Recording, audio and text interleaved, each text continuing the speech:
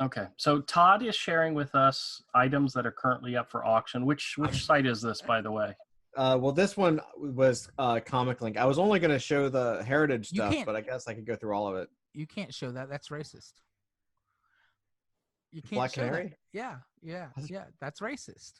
Isn't Black Canary going to be in the new not Suicide Squad, the new Harley Quinn movie? Yeah, and she doesn't look anything like that.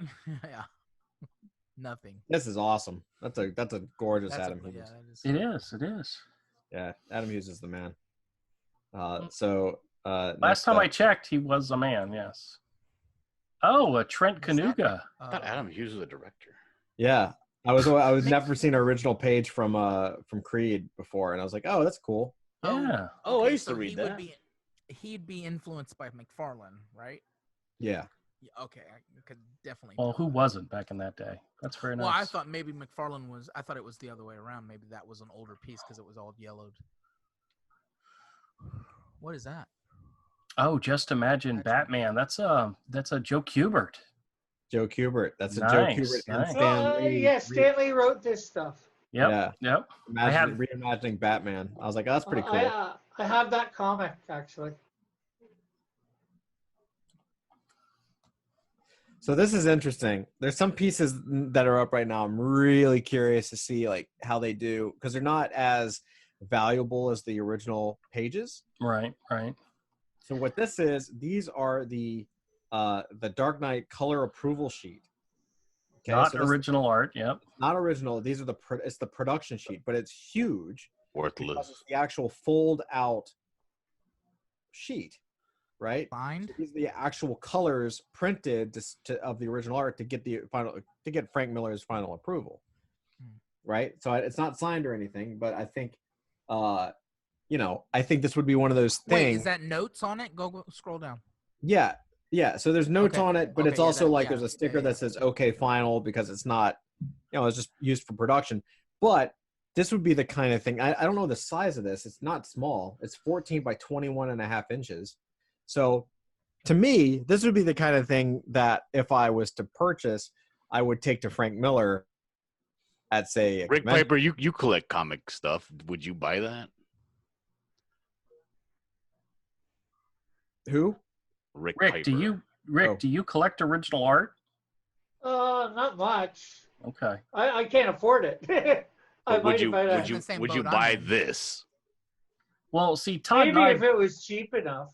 Todd and I both collect original art. I would not purchase this because this isn't something I'd be in, but this is something that Todd feels is like production history, production, how it's done. Yeah, I get it's more in depth than just not only just having an original piece of art. It's more of how a comic is actually made. Yeah, I get into this stuff, and for me, and there's a couple of production things. Oddly, the stuff usually doesn't come up, so that's why I'm curious about it. And like I said, for me, this is a poster, essentially a one of a kind poster, a print. But if you could get Frank to sign it, it would be pretty badass to have on your wall, right? Yeah, that would be cool. What's the size of it exactly? 14 by 21.5. So it's just a little bit larger than a 11 by 17 comic page. So So what's the current bid on that? Looking at 56. It's really. I mean, it's $56. But that's going to go up. I mean, it's not until February, and yeah, I personally, if I had the money to burn, I probably wouldn't pay more than like maybe $100. Yeah, that's how I feel about it. So I was just curious. Oh, that looks sweet. That's badass. That's awesome, isn't it? Steve Root original from Nexus. Doesn't have Nexus at the height of his powers. That is from number 39 in 1987. Wow, that's very cool. Yeah, isn't that awesome? Yeah, I'll give you that. It's pretty cool. That there is a Andrew, Silvestri, right? Yeah. That's right. Yeah. Wolverine number 57. Thought that Jubilee looked familiar. I was like, man, that's the way I remember. Yeah, that's pretty cool. The sad thing about a lot of the art from this period she actually looked like she could have been an Asian kid. It's missing word balloons. A lot of this work, dude. I've been looking at Silvestri stuff now for a while from this era, from the Uncanny X-Men stuff and the Wolverine stuff. Mm-hmm. Most of it, I don't know who was doing the paste up stuff, but they did a horrible job because most of it fell off. Oh, that sucks. Across, I mean, we're talking like it was across. I mean, the industry must have been using a specific type of gum adhesive for the word balloons because it's Silvestri, it's John Buscema's Wolverine run. Weren't they using like glue sticks back then? Probably something stupid. Yeah, that's just something really something that was going to absolutely stain the art. Ooh, Mark Tixiera. Oh yeah, nice Mark Ooh, Tixiera. I like that. That's pretty dope, right? That is pretty dope. It's all that black on that page. Oh, yeah. Oh. God, it's so beautiful. Oh, Bruce Timm doing Savage Dragon. Very nice. That's pretty awesome, right? Yeah. He's such a good artist. He's got so much energy. What's sketched out below it? Just someone fighting something. It's like somebody. Looks like it was maybe for a cover that just didn't get turned into something else. Yeah, I always felt like it was a crime that he wasn't a starving artist that needed to perform and draw books that he didn't. I don't know. Yeah. Wait, you just said it was a crime this guy wasn't starving. Yeah. No, that way you could get his art for cheap, right? Yeah. No, I'm fairly certain Bruce Timm knows the value of his art because I've seen some pieces up for auction, and he's never been forced to have to sit there and do a whole book and get book. Yeah, but he's done whole books. He did Mad Love, and he's done a lot of stuff. I thought that was inspired, but just like I thought that was inspired by him, his art. No. Mad Love was all Bruce Timm. Okay. No, he's done a couple complete books. Yep. Right. But he hasn't been. You're right. He hasn't done like big ass runs. He recently did. There was a Harley Loves Joker limited series. The interior art was by Brent Blevins. The backup story was by Bruce Timm. But you're talking 4 to 6 pages an issue. It was like a 4-issue limited series. So yeah, I mean he's still doing stuff, but I don't think he's doing any major work. So. Now, is this the old school way they colored things, or what? Yeah. So this is really interesting. So this is Glynis Wine. She was at the time she was Len Wine's wife.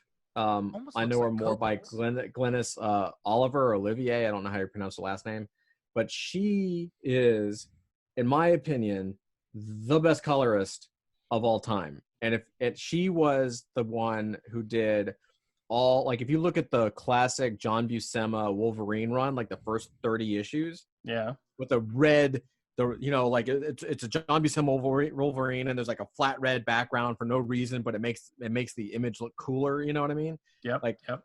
She did all of that. So she was someone who was like, the background, the colors weren't necessarily meant to be like what they are now, which is like everything's realistic lighting, realistic with this. She really was a color theorist. So this is just interesting. I mean, I don't expect these to go for much. This one has a rip on it, but a couple. But if you really think about it, that's just flats. Right. Like, look at that. That's really freaking cool. Right. That's really cool. And these are all done with watercolors and stuff. And she's marking off the colors for that's not an actual comic though, because the size. Well, no, I mean, but it's not like 11 by 17. It's right. Well, I don't know. I think I don't know what size. It was for. It might have been. She might have taken it might have been. You have to think about production. So what I think this is she was doing this at full size, and only had 11 by 8.5 by 11 paper. So she just split it, right? So like that's the top of the page, that's the bottom of the page, or something like that. Right. Oh, if I had the money, I would definitely, all these process ones. I'm fascinated by that. Yeah. Me too. Like, I look at those colors, dude. Like, that's like just really the fact good. that she balanced. wrote in look there. How balanced that is. She knew exactly to tell them, hey, make sure you don't mess this up and get the right color in there. Look at that one. I mean, that's pretty cool. Same her? Is that her? Yes, her. Yeah. Oh, look. Oh man, I like that. Yeah. That's gorgeous, right? And again, this is not something that's going to be worth like a lot of money, but it's like, it's so interesting. I mean, that's, hand painted.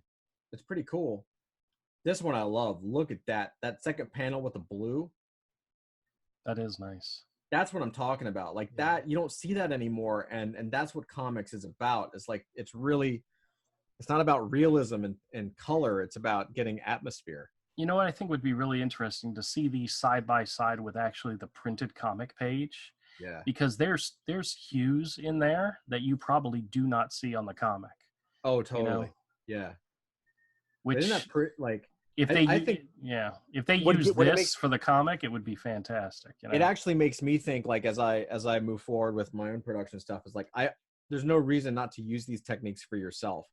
Like, even if you were gonna end up do like Photoshop or whatever, like to do your mock-ups to old school to get the color. Like, if I had this hand painted, it would just give me so much more information and so much more. But if you was gonna have to pay somebody to do that anymore, it's gonna be an arm and a leg. Nobody Probably. does that anymore. Probably. Baron Von Taco Cat says, "Nah, the best colorist is Kyle Ritter. Duh." Yeah, but he says those are really nice colors. Yeah. We don't know what he does with this kind of thing. You know, can he? Yeah. Well, that's all. That's just sure the new. It's the modern thing. Yeah. You know, yeah. It's a different style. There's certainly open for different styles. But what I miss a lot of the time is the atmosphere of the coloring. Not so much like there's no reason this wall back here needs to be orange. Like that's not has nothing to do with the reality of the shot. It's purely there to make Iceman stand out and to make these other characters right kind of pop like that. That's how much of this was straight rock and roll. It was straight mess up. Somebody messed. Well, you don't mess up anymore with digital. You don't come up with this happy, oh, I like that. What? Right. I accidentally did that. I have to stay with it now, you know? Yeah. So there's a... I like this kind of stuff. I don't know. And in fact, I think there's a couple more here. Oh, look at that. Oh, man. Where's Avery? Oh, this is Keith Giffen's colored pages. That's right. Did he color himself, or who's credited with that one? That's Keith Giffen. Was he planning out a battle on a battlefield? What? Look at all the notes. Colors pulled out, dude. Oh, that's crayon or color pencil, and he's just look at all the color listings. That's insane. No, that's too much like work for me. It's the entire issue, Andrew. Oh, really? It's the entire issue. Wow. I bet the colors hated him a little bit. Yeah, I'm sure. Or maybe this kind of did. I don't know. Maybe the fact that he pulled them out and he wrote them all down made their job easier. Who knows? Did you ever hear the story? We have a mutual friend who was really big into the comic series 52 from DC, and there were certain pages that he wanted from that series that he bought. He actually has one whole issue of art, but he came across one of the colorists had the color guides, and he bought the entire series color guides for 52. You remember that, Todd? That was at one of the New Yorks we were at, where he was thrilled to get it too. Yeah, I remember being jealous. It looks like I'm just looking at the Glynis stuff. Like this looks like it was colored directly on the paper, and this looks like it's actually like an overlay. Like there's an acetate overlay over it. Right? Well, no, there's talking Greek again. What I think there's too many. There's it's like a transparency. It's a transparency. It's the inks. The inks are on a transparency, and she painted under it. Right. That's pretty awesome. So all right, show something else. Something like that might be really cool as like a. I don't know. All right. We saw that. There's another one. Okay. Oh, that's just way too many notes, man. That's insane. Dude, that's insane. Look at like that. I said, too much like work. This is like it's not you turn something like that in, you gotta be like, dude, it's a freaking comic book. Calm down. Look at that, dude. It's like, Keith Giffen is nuts, man. Yeah, but see, guys, that's the way they did it back in the day, you know? Yeah. So this is interesting. This is also something I'm really interested in. So this is a photocopy of New Gods. It's just a photocopy, but this came from Kirby's personal collection. So his grandson like verified it. Right. So it's because what Kirby did, and I'm curious about this because I actually have a collection of some of these. Foul. No, I actually have a collection of some. Certainly do. Where it's because Kirby, what he would do is he was giving away his work and he didn't have any copies of any of it. So he started to photocopy his work so he could have, that's how we used to do it. It's like you make a photocopy so you have a copy of it. Yeah. So again, it's just a photocopy, but it's Jack Kirby's photocopy. It's not just like some random copy. It's like verified. It was actually touched by the god. Yeah, I mean, it was his personal collection. It was his personal collection, right? Right. So that I mean, again, I don't think any of this stuff is going to go for gangbusters, but I'm interested to see what it goes for. Yeah. This is another Glennis wine. Like that's pretty awesome. Like look at that green, dude. Yeah, I've seen that comic. I've seen that original. It doesn't look anything as bright as that does. Yeah, so she just knew the paper. I mean, but it's like I said, it's the color, like the pinks and the greens and the purple background. Like that's color. She's a color theorist. Like that's just pure color theory, and it's absolutely beautiful. Now, why would she color his arm purple? Well, I think he's wearing a shirt. You can't see the rib. There's a little ridge there. But yeah, it's weird because down here it isn't. Color theorist anything like a conspiracy theorist? It's exactly like a conspiracy theorist. I feel like it would be the. All right, let's see what else you got. Of the art field. So this is more production stuff. This is the cover printing plate. Oh wow, that's also Keith Giffen, isn't it? Yeah, it is. Every time I hear you talk, I find out something I don't know, Todd. Like, what the hell is the Oh wow, that's awesome. This is a separation. Daddy. Use the separation negative, so that's an overlay, right, of the ink, and underneath is the actual, the print, the color. Isn't that cool? Hey, does it show a picture of just the color part? I don't think so. I wish it did. I could get Chuck to sign that for me. But isn't that cool? Yeah, that is cool. And that's like one of my all-time favorite. Like I love this cover, dude. Yeah, Brian Boland kicks butt, man. Yeah. Dude, I was hot on Robin back then. Isn't that cool? I thought this was awesome. A lot of production stuff today. And this is interesting as well because I actually have some of these for Jack Kirby. The printing plates. What these guys is they have the printing plate and then they took the comic and put it right next to it. Okay. Yeah. Right. They're kind of like, oh look, it's the this is what it turned out to be, and this is the original the photo negative, more or less. Right. That's pretty cool. That is cool. Again, nothing crazy. And then so I'll show you. So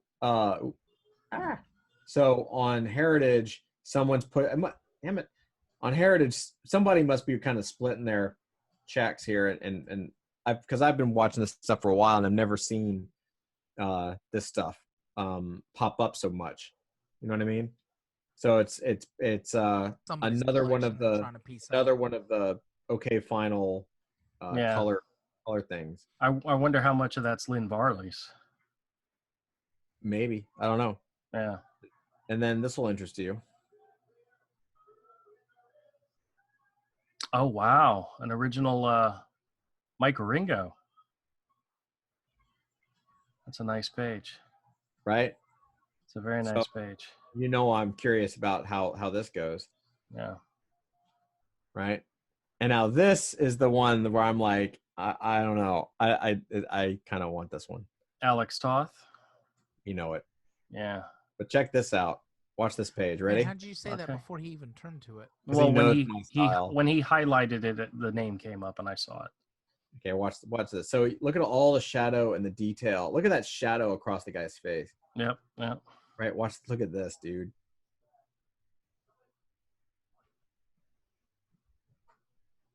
Can you see all that detail? Yeah, there's a lot in there.